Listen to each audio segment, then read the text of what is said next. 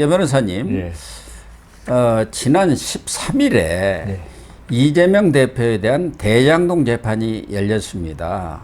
대장동 재판은 여러 개가 같이 있지 않습니까? 예. 뭐 성남 FC다 뭐다 해갖고 예, 여러 예. 개 같이 걸려 있는데, 그날 오후에 방송 토론 녹화가 있다고 해가지고 오전만 잠깐 얼굴을 비치고 이재명 대표가 법원에서 허가를 받아가지고 나와버렸어요. 예, 그렇다고 그럽니다. 이것이 정상적인 겁니까? 저는 말도 안 된다고 보는 게 이 재판 기일은 2달 전인가 잡혀 있을 거 아닙니까? 예. 보통. 네, 그러니까. 그러면 이재명 대표의 지금 그 토론 녹화, 이거는 그 대표 선출을 위한 토론 녹화지 또 않습니까? 녹화 아닙니까? 녹화니까요. 생방송이라도 그렇죠. 예. 생방송이라도 난 재판 때문에 오늘 못 갑니다가 돼야 되고요. 2달 전에 잡힌 오후 재판 뻔히 알면서 예. 이걸 가지고 그 오늘 오후에 토론 녹화가 있으니까 일찍 조퇴죠. 예. 조퇴해야겠다는 거. 이걸 이재명 그 전 대표의 그런 얄팍한 술수도 저는 문제고, 예. 이걸 인정해준 재판장, 김동연 부장판사. 우리법 연구회인가 인권법 연구회 출신이라 그런데 저는 저번에 그 고 교수님이 이 사람이 하면 또 문제 아닙니까? 그럴 때 오히려 이 사람이 해야지 그러니까요. 이쪽에서 믿을 거 아닙니까? 했는데 재판 진행하는 거 보니까 못 믿겠어요. 아니, 이 사람은 지난번 총선 때도 그 유준교사 이것은 다 2달인가 연결을 해줘서 총선 뭐 전후해가지고 예. 이거야말로 빨리 끝내야 할 사안인데 그러니까요. 오히려 대장동 재판은 안 나온다 해갖고 선거 전날 9일날 그 구인자까지 발부해갖고 이재명이가 갔어요.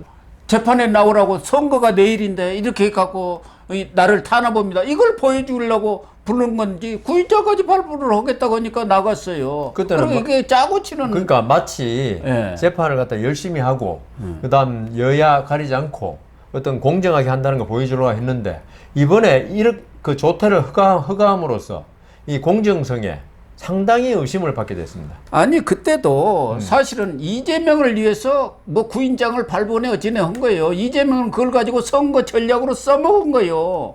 여권이 나를 이렇게 선거 전날까지 타나본다. 여권이 타나본 게 아닌데요. 유준교사 같은 거 그런 것을 빨리 끝냈으면은 아마 선거 결과도 달랐. 그러니까요. 그건 그냥 몇 달씩 이렇게 연기를 해주면서 대장동은 하루 이틀 내에 끝날 사안이 아니지 않습니까? 그렇죠. 근데 이건 가지고는 쇼를 했거든요. 그러니까 말이 안 되는 이번에 처사가 양쪽에 다 일어난 거죠. 그러면 이런 것에 대해서는 뭔가 조희대 대법원장이 뭐 좀 질책을 한다든가 경고를 한다든가 그런 것은 없습니까? 못하죠. 아니 상식적으로 보면은 아니 보통 사람 같으면은 나 말도 안 오늘 되죠. 오후에 아주 중대한 약속이 있어서 사업하는 사람 같으면은 뭐 어마어마한 그 거래가 걸릴 수도 있지 않습니까? 계약 그래서 체결. 나 못 나오겠습니다. 뭐 이렇게 재판을 받다가 말도 그런 안 일이 되죠. 없잖아요. 말도 안 되죠. 이거 특권을 인정하는 거 아닙니까? 그리고 그것은 얼마든지 좀 지적할 수 있는 거 토론 아닌가요? 녹화 있죠. 그거는 이재명 전 대표가 완전히 왕초 아닙니까? 네. 자기 마음대로 기일을 그럼요. 정할 수 있잖아요. MBC하고 짜고. 근데 왜 해필이면 재판 날 오후로 잡냐고 그걸. 예. 그 말이 안 되죠. MBC는 완전히 뭐 더불어민주당 그 방송인데 이재명 대표가 오늘 그 재판이 있으니 그날 그 다음 날 한다든가 그 전날 한다 그러면은 MBC에서 무슨 말 합니까? 그럼요. 예. 아니 재판은 나 녹화 있어서 못 온다고 하면서 예. 녹화는 나 꼭 해야 합니다. 재판 이거 내가 그러니까 밀어버리겠습니다. 전부 다 이거는 너무 좀 우리 사법부가 뭐 일부 판사겠지만 너무 이재명 대표한테 휘둘리고 있다. 예. 예, 너무 좀 제가 만일 재판장이었으면 제 목숨을 내놓고 제 판사 자리를 내놓고 이건 불허할 겁니다. 제 딸들한테 어떻게 그래서 하더라도. 이런 부분에 대해서는 대부분에서 일정 부분 좀 제동을 걸 필요가 있지 않느냐. 아니 보통의 다른 사람들한테도 그렇게 하는 관행이라든가 뭐가 있다고 하면 모르지만 유독 이재명 대표한테만 이런 재판의 편의를 계속 정치적인 어떤 일정 때문에 봐주는 게 지금 한두 번이 아니지 않습니까? 그러니까요. 그런 부분에 대해서는 그건 우리 뭐 대법원 규칙이라든가 무엇에 어긋나니까 그건 좀 앞으로는 시정해 주세요. 이렇게 고 교수님 말씀은 그러니까 법조인이 아니시니까 충분히 알겠는데 이거는 재판 진행에 관한 문제를 이게 그 상급 법원이나 보스가 건드리는 거는 그거는 안 됩니다. 물론 아주 부적절하고 제가 네. 지금 욕을 했지 않습니까? 그렇지만 재판 진행에 관해서는 개입할 수가 없습니다. 그거는 왜냐하면 그렇군요. 재판장의 판단 사항이기 때문에 정말 이거는 필요하다 해가지고 자기는 했다는 거니까 그래서 뭐 고교수님 너무 좀 분해하지 마시고 그래서 이 김동연 부장판사가 지금 문제가 되는 게 뭐 잘 아시는 것처럼 9월 6일에는 선거법 네. 재판에 대해서 결심 공판이 이루어지고 9월 30일에는 위중교사에 대한 결심 공판이 있고 이 위중교사는 김동연 부장판사가 맡고 있고 선거법 재판은 한성진 부장판사가 맡고 있어요. 그래서 지금 선거법 재판에 대해서도 대다수 사람들은 너무나 명백한 것 아니냐. 그런 생각들을 갖고 있는 것 아니겠습니까? 맞습니다. 더군다나 이 위중교사 문제에 대해서는 이재명 재판을 기각했던 유창훈 부장판사까지도 소명이 됐다 그랬죠. 이렇게 이 얘기를 했어요. 판결을 했는데 선거법 재판에 대해서는 이재명 측에서는 따져볼 부분이 있다 이런 입장인 것 같은데 경우에 따라서는 뭐 8, 90만 원 내려도 방법은 없는 것 아니겠습니까? 그렇죠. 예. 그런데 이 김동연 부장판사가 하고 있는 이 위중교사 문제는 여기도 만약에 벌금형으로 내려진다 한다면은 이재명으로서는 피해가 없는 거 아닙니까? 그렇죠. 그거는 뭐 벌금이 얼마 나오든 간에 그거는 선거법 사건이 아니니까 뭐 1,000만 원 나오든 2,000만 원 자기는 뭐 벌금만 받으면 땡큐라고 할 건데 지금 그럴 가능성도 조금 있죠. 있습니까? 네. 김동연 부장판사는 자기 그 회피 그러니까 유죄는 하되 벌금으로 하면은 양쪽에서 나 유죄했지 않냐. 그다음 이쪽에 그럴 가능성이 있습니까? 있습니다.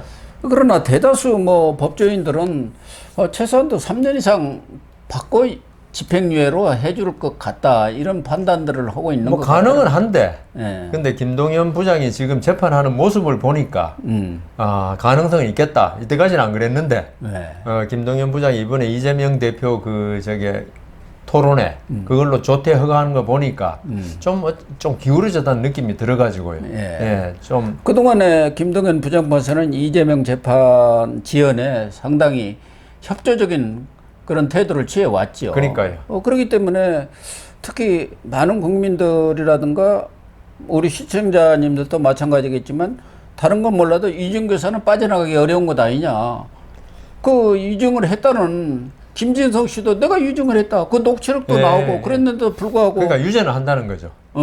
근데 형을 어떻게 정하냐. 이게 중요하잖아요, 지금. 근데 이게 그 자유형, 그러니까 집행유예라든가 이런 걸 안 할 가능성 좀 있겠다. 그런 생각이 듭니다. 선거법은 어떻습니까? 지금 하나는 김문기 모른다는 것이고 또 하나는 국토부 협박을 받았다. 두 개 아닙니까? 그거는 차라리 저는 벌금 한 300만 원 정도 그렇게 나올 가능성이 있다. 왜냐하면 그걸 사실 위증교사도 그렇지만 이 선거법 위반이 사실관계가 더욱 명백합니다. 제가 볼 때는. 그래요? 김문기를 갖다가 같이 호주 여행 가지고 골프를 5시간 쳤는데 모른다고 했다는 거 아닙니까? 그 다음 국토교통부 그거는 서로 이제 말로 하는 재판이지만은 국토교통부에서 그런 사실이 없다. 그 다음 더구나 성남시청에서도 그런 사실이 없다. 국토교통부 공문까지 나왔잖아요. 다 나왔으니까. 저기 판단을 하라고. 그럼에도 지금 이걸 갖다가 뭐 이런 표현 쓰면 뻔뻔스럽게 판사들은 그렇게 생각합니다. 뻔뻔스럽게 부인한 거 아닙니까? 어떤 자기의 나중에 대선 후보 자격 이런 것 때문에. 그래서 이거는 안 된다. 이건 아니다. 그걸 만일 좀 시인했다. 내가 김문기 알고 있었는데 어떤 그때 뭐 선거가 바로 앞두고 있어가지고 했다. 그 다음 국토교통부 압력도 나는 압력으로 받아들였다. 국토교통부 아니라 하지만 잘못됐다. 하면은 80, 90 할 수 있는데 지금 이거는 그게 아니거든요. 이거 명백한 하늘 아래 진짜 명백한 사실관계를 갖다가 이렇게 뻔뻔스럽게 부인한다. 판사들은 정말 싫어합니다. 더군다나 한성진 부장판사는 정통 법관인 모양이에요. 성향은 뭐 그렇게 뚜렷하지는 않은 것 같은데. 판사가 성향이 뚜렷하면 안 되죠. 인권법이라든가 국제법 그러니까 그게 그 잘못된 사람들은 거죠. 아주 그냥 뚜렷하지 않습니까? 그러니까 우리가 못 믿는 거죠. 얼마 전에 그만둔 대법관 있지 않습니까? 김선수 대법관 이런 분들은 아주 성향이 뚜렷해서 그걸로 대법관 된 사람들인데요, 뭐. 재판을 받았다 오면 어떻게 나올지를 대충 다 네. 짐작을 하는 네, 그런 맞습니다. 상황이었는데 한성진 부장판사는 아마 정통 법관이니까 좀 보수적인 성향, 중도 보수적인 성향이 법관들은 원래가 있죠. 중도 보수가 맞습니다. 그게 왜냐하면 맞죠. 법을 지금 현행 법을 지키고 해석하고 그걸 사실관계 적용하기 때문에 법관이 법을 새로 만드는 사람들이 아니라고요. 사회를 변혁시키려고 하는 사람들이 아니라고요. 네. 사회를 지키고자 하는 거지. 법관들은 국가에서 정해진 입법부가 정한 법을 갖다가 그걸 활용해서 사회 질서를 유지하고자 하는 거거든요. 예. 이 때문에 중도 보수가 본래 맞아요. 그래서 이 진보 쪽에서는 이 법원을 그동안 그렇게 공격했던 게 법관들 보수적 아니냐. 예. 자기들은 사회를 진보, 좋은 쪽이 나쁜 쪽인지 모르지만 변혁시키려고 하는 건데. 그래서 그 법관들이, 우리 신준우 부장판사 이런 사람 봤지 않습니까? 예. 그 정확한 판단 내리지 않습니까? 그러니까요. 팩트에 예. 기반해서 그러니까 우리- 증거와 예. 이런 것에 그 기반해가지고 법리에 가지고 하면 되는데 이게 자꾸 이상한 판결 나오는 게 있죠. 예. 증거와 법리를 갖다 다 알고 있으면서 그걸 왜곡시켜가지고 예. 자기 편한테 유리한 판결 내리려고 그러니까 이상한 판결이 자꾸 나오는 거예요. 그러니까 전임 그 재판을 맡았던 선거법 강기태 부장판사처럼 아예 그냥 아예 사표 뭐. 내버리고 가버리면 그것도 또 이해는 좀 가요. 내가 그런 정치적 부담까지 지면서 내 싫다 해갖고 나 판단 못하겠다 하고 아니 고 가버리면- 교수님은 그게 낫다 그러시는데 법관 중에 최악입니다 그게. 아 그렇죠. 사건의 결론이 옳든 그러든 안 내리고 질질 끌다가 그만둬 버리는 거. 예, 그러네요. 제일 최악입니다. 예. 예. 어쨌든 이 두 사건에 대해서 지금 정치권은 물론이고 뭐 이재명은 말할 것도 없습니다만은 가장 초미의 관심사 아니겠습니까? 그렇죠. 과연 10월이나 늦어도 11월 중에 두 사건에 대해서 적어도 두 사건 다 이재명의 치명상이 가는 판결이 내려지면은 다행이지만 경우에 따라서는 두 사건 다 이재명이 전혀 무관한 이런 판결이 내려지면 그건 이건 아니고요. 어떻게 될 건가? 그건 아니고 그래 두 사건 중에 적어도 하나 정도는 저는 선거법 위반이 훨씬 좋다고 생각합니다. 예, 선거법이 예, 예. 예. 그 위증교사 뭐 이거는 진짜 아까 말씀드린 대로 그 자유형이 나오기는 참 힘든 문제가 될 수도 있고 거기에 보니까 이재명이 빠져나오려고 말한 게 많더라고요. 예, 많죠. 예, 거기에 그 말한 거 보니까 제대로 말해줘 그랬지 내가 언제 위증을 예. 사실은 눈 감고 아웅하는 거지만은 예. 어떤 판사에 따라서는 그걸 직접적 증거 없네. 그런데 저는 이 선거법 위반은 이거는 워낙 명백하기 때문에 아, 그렇군요. 그리고 명백한 데다가 이재명은 또 명백하게 지금 부인하고 있고 완전히 그냥 철판 깔고 그래서 저는 이 선거법 위반에서 한 300만 원 정도만 나오면 된다. 그런 생각합니다. 선거법 위반이 아무래도 먼저 1심 결과가 나올 것 아니겠습니까? 그러다 보면은 위증교사도 좀 영향을 받을라나요? 김동연 부장판사도. 글쎄요. 또 사법부 분위기도 저희 예. 대법원장에 오면서 좀 많이 바뀐 상황 아닙니까? 참 이게 답답한 사건인데요. 김동연 부장이 예. 저렇게 재판하더라도 이재명이 어떤 사람인가 알고는 있잖아요. 알죠. 예, 모르겠습니까? 우리 법조인 입장에 볼 때는 도저히 있을 수 없는 진짜 희대의 어떤 이 정치꾼인데 예. 여기에 대해서 전과도 꽤 있지 않습니까? 구범인가요? 누구 이재명 사범이죠. 사범이니까 또 딴 것도 뭐 있을 거고 우리가 고 교수님하고 일반인들은 모르는 게 있습니다. 저희들이 보는 거. 네. 범죄 경력 조회라고 있습니다. 네. 그건 경찰에서 이게 프린트가 주는데 이거는 전과는 공식적으로 아니고 나온 것은 사범. 예, 사범인데 거기 보면 막 뭐 무혐의 받은 것도 다 나옵니다. 예. 벌금 받은 거 이런 다 나오기 때문에 그런 걸 판사들이 사실은 일반인들한테 재판할 때는 그 범죄 경력 조회가 참 중요합니다. 이 사람 말썽꾸러기네. 왜냐하면 무혐의 받더라도 왜 자꾸 사고 쳐? 근데 이재명 전 대표에 대해서도 김동연 부장이 이게 진짜 사고 뭉치다. 이 사람이 정치를 더 이상 해서는 안 되는 사람이라는 생각을 한다면은 뭐 집행유예로 갈 수 있는데 뭐 이 정치하다 보면 그럴 수 있지. 그다음 우리가 보는 사업하다 보면 그럴 수 있지. 네. 이러면 뭐 벌금.